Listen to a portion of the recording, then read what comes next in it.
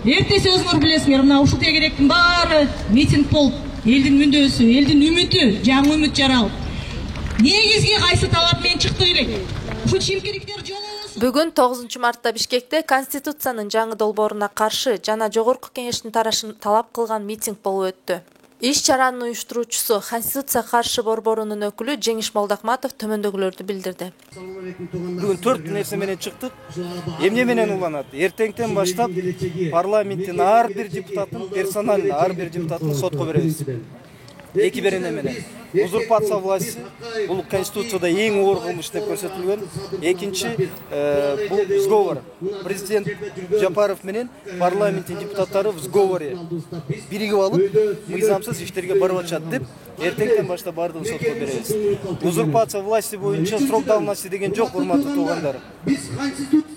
5 жыл болобу, 10 жыл болобу, эртең сот карабай коюшу мүмкүн. Себеби бүгүн Жапаровдун көзүн карап турат соттун баары. Ошондой эле Реформа партиясынын лидери президенттикке талапкерлигин койгон Клара Сооронкулова да чыгып сүйлөп өз оюн билдирди. Болбойт баш мыйзамдар.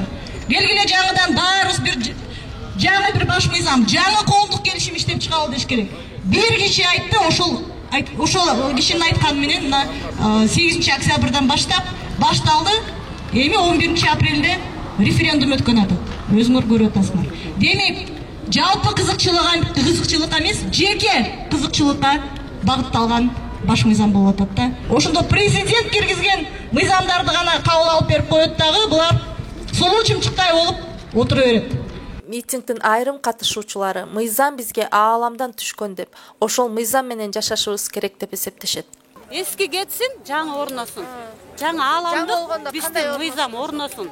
Бизге улуу мыйзам түшкөн ааламдан 97-жылы. Өзүбүздүн аттым атаганында эне сүтүндөгү.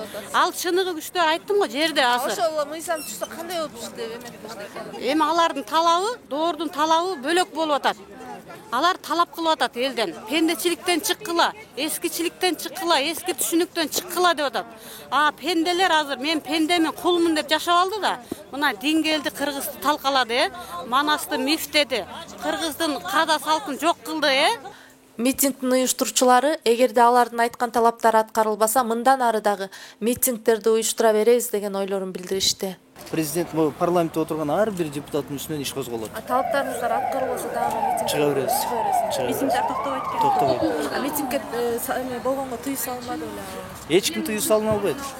Бул эми жөн эле формалдуу түрдө 1-май райондук соту чыгарып койгон. Эч ким тыюу сала албайт. Конституциянын 34-беренесин так көрсөтүлгөн. Бегимай Керимова, Өмүрбек Саматов, Сокол медиа порталы.